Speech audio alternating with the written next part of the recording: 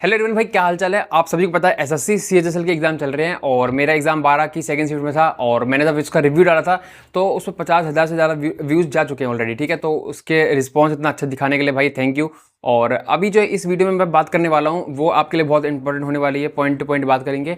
और जिसका भी आगे की शिफ्ट में एग्जाम है, आगे डेट में एग्जाम है, उनके लिए ये वीडियो है। ठीक है, बहुत इंपॉर्टेंट वीडियो है, एक एक चीज़ ध्यान से सुननी है। ठीक है, सबसे पहले तो बहुत बच्चों का एक ये डाउट है कि भाई जो आपके अभी टेक्स्ट बुक पे मॉक टेस्ट करवाए जा रहे हैं क्या वो रेलिवेंट हैं, क्या उनको हमें करना चाहिए, उन्हें अटेम्प्ट करना चाहिए। मैं अगर बोलूँ कि अगर आपका आज अगर 14 तारीख है, जैसे क्या तारीख आज 15 तारीख है शायद, ठीक है 14-15 जो भी है मेरे को भी याद नहीं है, तो अगर आपका एग्ज़ाम 2 दिन बाद है तो आपको अटेम्प्ट करने की कोई ज़रूरत नहीं है। अगर आपका 3-4-5 दिन बाद एग्ज़ाम है तो आप अपना जो टेक्स्ट बुक का मॉक टेस्ट है अटेम्प्ट कर सकते हो।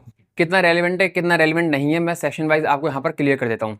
सबसे पहले जो है आपका इंग्लिश का सेक्शन ये जो पूछ रहे हैं ये थोड़ा सा और हाई लेवल पूछ रहे हैं, बल्कि मैं चारों सेक्शन की बात कर दूं तो इसका लेवल जो है थोड़ा उससे ऊपर ही आ रहा है। ठीक है, जो मेन आपका रियल में एग्जाम आ रहा है एसएससी सीएचएसएल का वो थोड़ा सा कम आ रहा है, लेकिन जो ये बना रहे हैं आपके स्पेशली मैथ्स की बात करूँ तो मैथ्स थोड़ी सी ये हाई लेवल की पूछ रहे हैं।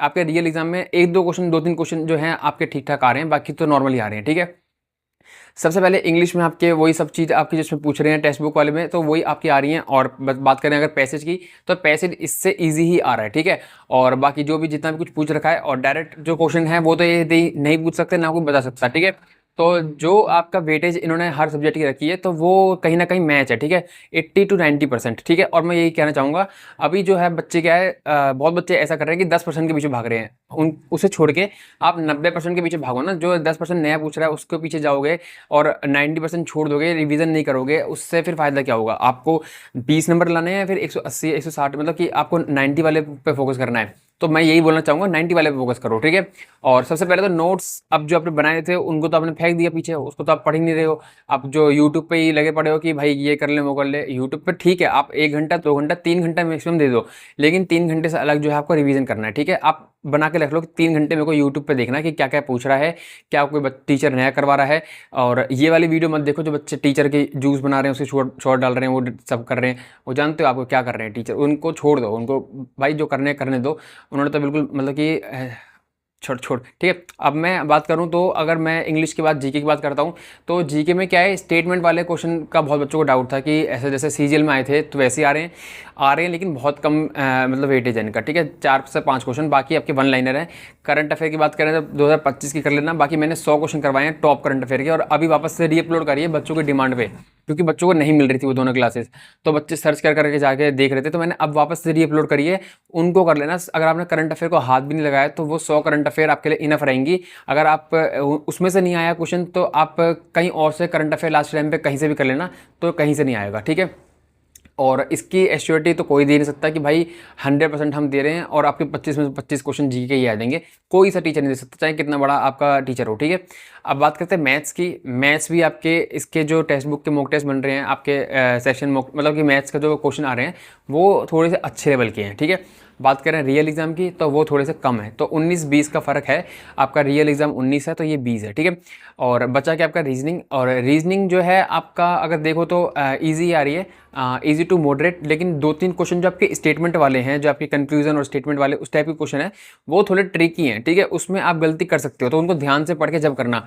तो अगर आपके रीजनिंग में 22-23 क्वेश्चन भी अटैम्प्ट कर रहे हो तो अच्छा अटैम्प्ट है। ठीक है, और ओवरऑल अटेम्प्ट की बात करूं तो आपका 85 तक अटेम्प्ट करके चलो, और इसमें फ्रेशर या फिर आपका बिगिनर या फिर आपका जो रिपीटर हो उसमें कोई फ़र्क नहीं होना चाहिए, क्योंकि सबकी कट ऑफ सेम जाएगी, तो सबके लिए सेफ अटेम्प्ट 85 ही रहेंगे। ठीक है, चाहे आप फ्रेशर हो चाहे आप रिपीटर हो, ऐसा तो है नहीं फ्रेशर की कट ऑफ अलग लग रही है और रिपीटर की अलग लग रही है, तो दोनों को एक ही टारगेट लेके चलना पड़ेगा। 85 मिनिमम अटेम्प्ट करके चलो। ठीक है, बाकी डिपेंड करता है कि आपकी एक्यूरेसी कितनी है, आप कितने एक्यूरेसी के साथ अटेम्प्ट करते हो। और कुछ तो होते हैं कि 100 के 100 तुक्के मार के आ रखे हैं, तो वो वाला अपना हिसाब नहीं रखना।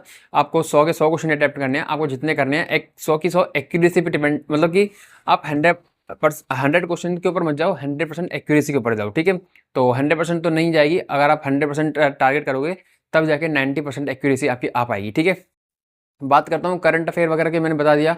बाकी मैंने मैथ्स के जो हैं आपके टेक्स्ट बुक के एक मॉक टेस्ट के आपके सॉल्यूशन सारे करवाए हैं, जिससे कि बच्चों को बहुत ही फायदा मिल रहा है भाई। उस पर बहुत अच्छा रिस्पॉन्स आया, उसके लिए थैंक यू।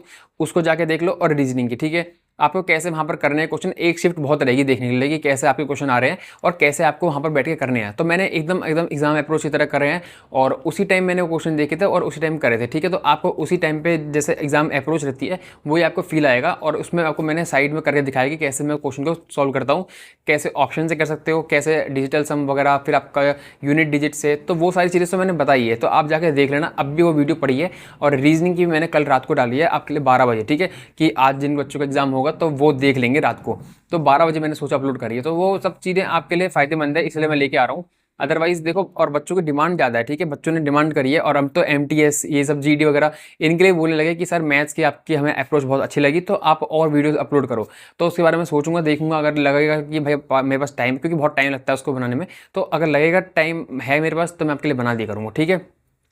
लास्ट में मैं आपको यही बोलूँगा कि आपको क्या क्या लेके जाना है, उसके ऊपर बहुत बच्चों का अभी भी कन्फ्यूज़न है। और अगर आप कन्फ्यूज़न में रहोगे तो हो सकता है कि आप पैनिक कर जाओ वहाँ पर। तो मैं आपको अब एकदम क्लियर बता देता रहा हूँ। एडमिट कार्ड का पहला पेज चाहिए, आपका आधार कार्ड, ठीक है। आधार कार्ड पे फ़ोटो पुरानी हो नहीं हो उससे मतलब नहीं है, सिर्फ और सिर्फ आपका नाम और डेट ऑफ बर्थ मैच होनी चाहिए एडमिट कार्ड के साथ, उससे अलग कुछ नहीं होना चाहिए, ठीक है। इन दोनों को ले जाना, साथ में फ़ोटो नहीं चाहिए, फ़ोटो आपकी फिकवा देंगे, फ़ोटो की ज़रूरत नहीं है। ड्रेस कोड कुछ नहीं है, ड्रेस आप कुछ भी पहन के चले जाओ, चाहे लहंगा, चाहे चुन्नी, चाहे सूट पैंट, कोट पैंट, कुछ भी पहन के चले जाओ, कोई दिक्कत नहीं है, ठीक है। चेकिंग होगी बस आपकी एक बार, और उसके बाद आपको एंट्री दे देंगे। जूते में भी कोई दिक्कत नहीं है, जूते पहन के जा सकते हो।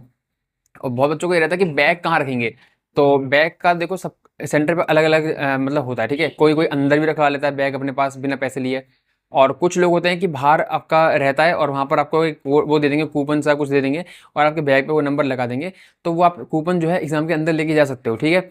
तो उसमें हाँ आप 50 मैक्सिमम मान के चलो कि 50 रुपये या फिर मिनिमम 20 रुपये, तो इसके रेंज में ही आपसे रुपये लेते हैं एक बैग रखवाने के। तो उसके लिए मैं एक आपको हैक बता देता हूँ कि आप किसी बंदे से दोस्ती कर लेना, ठीक है, और वहाँ पर जो है उसके बैग में अपना बैग डाल देना, और बाद में जब एग्ज़ाम के बाद थोड़ी ढूंढने में दिक्कत होगी, बाकी आपके 20-25 रुपये बच जाएंगे, उसकी चाय पी लेना, ठीक है।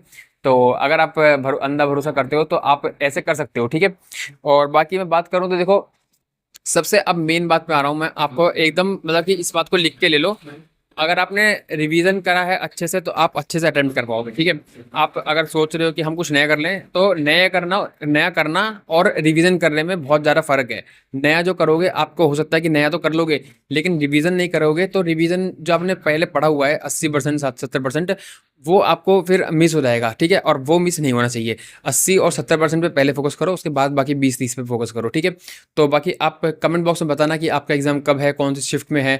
और एडमिट कार्ड का बहुत बच्चों को था कि एडमिट कार्ड कब आ रहे हैं, तो एडमिट कार्ड आपके एग्जाम अगर 18 को है तो 15 की शाम तक आपका एडमिट कार्ड आ जाएगा, उसकी भी दिक्कत लेने की ज़रूरत नहीं है। आपको एडमिट कार्ड जो है 2-3 दिन पहले आ जा रहा है, ठीक है।